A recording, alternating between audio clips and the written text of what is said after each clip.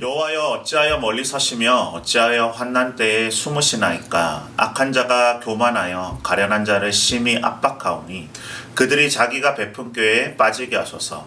악인은 그의 마음의 욕심을 자랑하며 탐욕을 부리는 자는 여호와를 배반하여 멸시하나이다.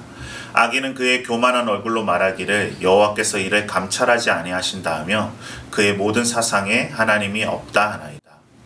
18세기 유럽에서는 오랜 종교전쟁으로 종교에 대한 회의감이 팽배하고 하나님의 존재를 부정하고자 하는 계몽주의가 힘을 얻고 있었습니다. 때마침 1755년 11월 1일에 일어나서 약 10만 명의 목숨을 앗아간 리스본 대지진은 유럽 사회에 엄청난 충격을 안겼습니다. 단일 지진으로 10만 명이라는 이토록 많은 희생자를 냈다는 것도 역사상 유례를 찾기 힘든 일이었지만 이 지진이 일어난 날 때문에 더 많은 논란을 낳을 수밖에 없었습니다. 리스본은 당대 유럽에서도 손에 꼽을 정도로 독실한 카톨릭 신앙을 가진 도시였으며 지진이 일어난 날은 다름 아닌 만성절 축일이었습니다. 카톨릭의 총본산인 리스본 시민들이 모든 성인들을 기리는 만성절에 커다란 대성당들에 모여 한마음으로 기도를 올리던 도중에 지진으로 깔려 죽고 말았던 것이죠. 신학자들은 지진의 종교적 원인과 메시지를 찾아내고자 노력하며 이를 하나님의 천벌이라고 했습니다. 그러나 철학자들은 지진의 피해를 피해간 유일한 지역이 리스본의 홍등가였다는 점을 거론하며 코웃음을 쳤어요. 훗날 독일의 한 역사학자는 이 지진으로 인해 유럽의 문화와 철학이 영원히 바뀌었다고 평가하였습니다. 이 지진으로 인해서 하나님은 선하신가? 그렇다면 어떻게 이런 일이 일어나게 내버려둘 수 있는가? 하나님은 이런 일을 막을 능력이 없거나 선하지 않음이 분명하다.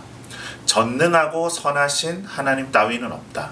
이런 식으로 하나님의 정당성을 불신하는 신정론이 대두되었고 신은 세상을 창조하였으나 내버려두고 간섭하지 않는다는 이신론의 약진을 가져왔던 것입니다.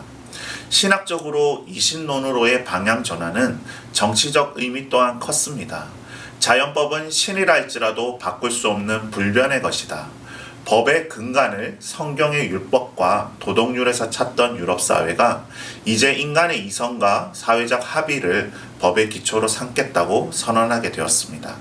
하나님이 이제 빼놓고서 사회를 세워보자는 거죠. 이로써 생겨난 인본주의의 거대한 물결이 지금까지도 온 세상에 영향을 미치고 있습니다. 오늘 읽은 시편 10편의 4절은 이렇게 이야기하고 있죠. 악인은 그의 교만한 얼굴로 말하기를 여호와께서 이를 감찰하지 아니하신다 하며 그의 모든 사상에 하나님이 없다 하나이다. 11절에도 그가 그의 마음에 이르기를 하나님이 잊으셨고 그의 얼굴을 가리셨으니 영원히 보지 아니하시리라 하나이다. 그의 모든 사상에 하나님이 없다 하나이다. 코로나 사태를 겪으며 리스본 대지진 후의 유럽과 비슷한 현상이 있지 않을까 생각됩니다. 코로나 초기에는 이 병이 중국 우한에서 발병하고 또 신천지 신도들에게 집단 감염이 생겨남으로 인해서 코로나가 교회를 핍박하던 공산당과 이단을 향한 하나님의 심판이라는 메시지가 설득력이 있었지만 시간이 흐르면서 교회 내에서도 감염자들이 생기고 성도들의 간절한 기도에도 불구하고 코로나 사태가 장기화되는 것을 보면서 많은 의문이 떠오릅니다. 하나님이 우리의 기도를 듣고는 계신 걸까? 예배도 모임도 갖기 힘들면서 많은 사람들의 믿음이 약해지고 신앙을 잃게 되지 않을까 염려가 됩니다. 질병은 믿는 사람이나 믿지 않는 사람에게나 동일하게 닥치고 축복도 믿는 사람이나 믿지 않는 사람에게 동일하게 주어지는 듯합니다. 때로는 악인이 더 형통하며 의인들은 고난을 겪게 되죠. 이렇듯 믿는 자와 믿지 않는 자가 아무런 차이가 없이 좋든 나쁘든 동일한 일을 겪는 것을 볼 때, 때로 간절한 기도가 응답되지 않는 것을 볼 때 우리의 믿음은 흔들리기 쉽습니다. 물론 크리스찬이기에 감히 하나님을 부정하지는 못하지만 하나님이 우리 삶에 아무런 관여를 하지 않는다는 이신론의 주장이 우리의 마음을 잠식해 가는 것입니다. 습관을 쫓아 교회는 나오는데 실상 마음속에서 믿음을 잃어버리는 사람들이 있습니다. 몸은 교회에 붙어 있으나 마음으로는 이신론자, 실질적인 무신론자인 거죠. 겉보기에는 티가 나지 않습니다. 그러나 확연한 차이가 있습니다. 교회 안에 있으나 이미 마음 안에서 이신론과 무신론에 잠식되어 버린 이들의 분명한 특징이 있어요. 다른 건 다 해도 유일하게 하지 않는 것이 있습니다. 이신론자들은 기도하지 않습니다. 왜냐하면 기도에도 하나님이 전혀 관여하지 않는다고 믿기 때문이죠. 하나님은 계시긴 계시겠는데 멀리 계시고 이 땅의 일들을 감찰하지도 않으시고 얼굴을 가리고 계십니다. 하나님을 이런 분으로 믿는다면 기도할 이유가 없죠. 예의상 기도 시간에 잠시 눈은 감고 있습니다. 그러나 입술을 열어 기도하지는 않습니다. 살아계신 하나님께 대화하듯이 기도하지 않는 것이죠. 그의 내면에서 하나님과의 관계가 오래전부터 끊어져 있었기 때문입니다. 하나님을 향한 작은 실망들이 우리의 영적인 폐에 쌓여서 기도의 호흡을 막았습니다. 또한 삶의 분주함과 고단함이 그의 기도줄을 싹둑 잘라버렸습니다. 이 이신론의 영향력이 코로나 사태를 타고 더 강력해진다고 여겨집니다. 여러분에게 묻고 싶어요. 코로나 기간 주님과 누리던 기쁨을 잃어버리진 않으셨나요? 주님과 나누던 대화가 끊어져 버리진 않으셨나요? 주님 나와 동행을 하면서 나를 친구 삼으셨네. 우리 서로 나눈 그 기쁨을 알 사람이 없도다. 그렇게 고백하던 그 친밀하고 풍성한 기쁨이, 그 대화가 사라져버리진 않으셨나요?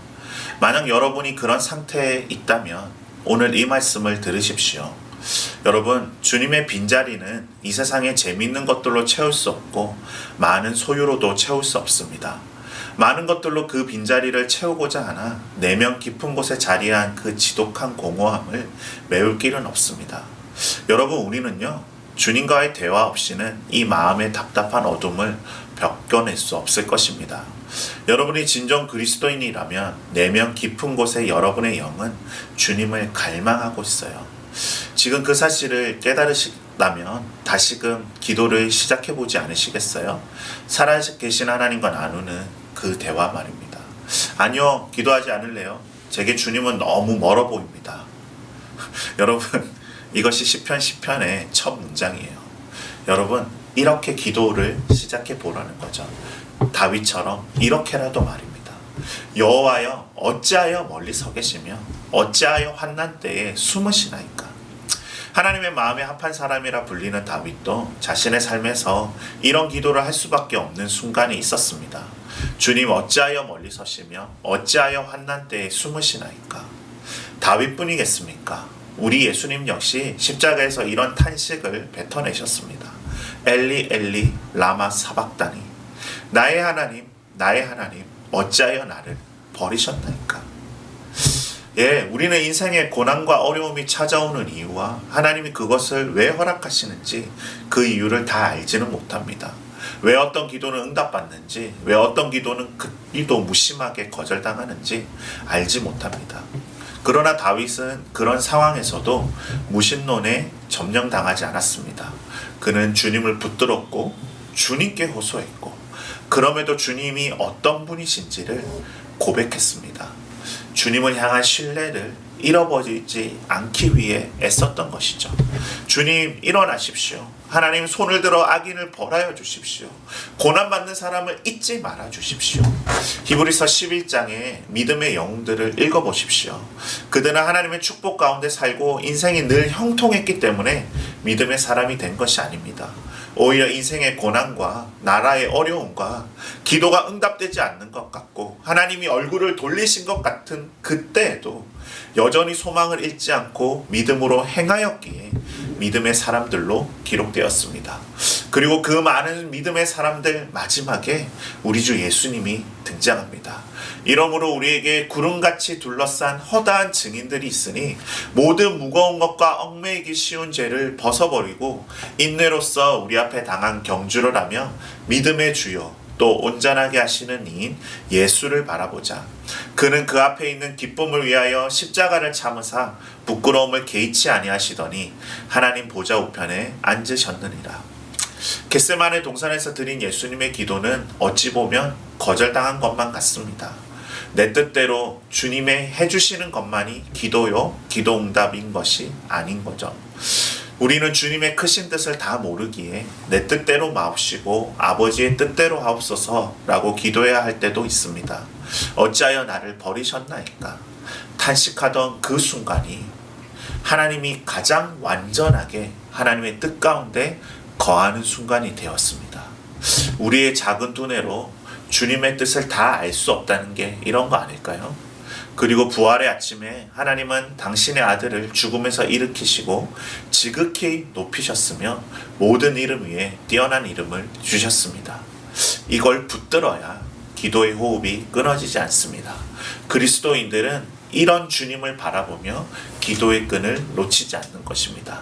주님은 마침내 우리의 기도를 이루어 주실 것입니다. 다윗은 고백합니다.